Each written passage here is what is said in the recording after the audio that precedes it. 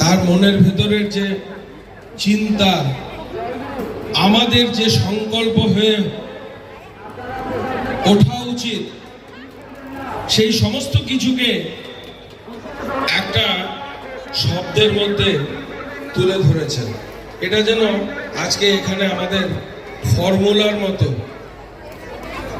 হয়ে উঠেছে।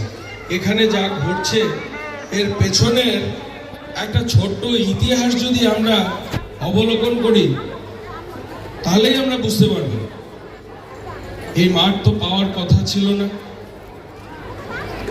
একটা ইন্টারন্যাশনাল অনুষ্ঠান হওয়ার কথা ছিল, কিন্তু এখানে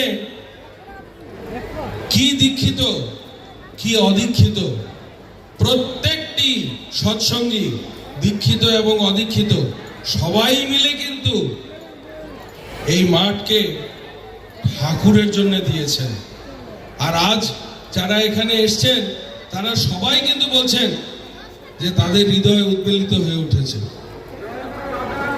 ঠাকুরের কথা।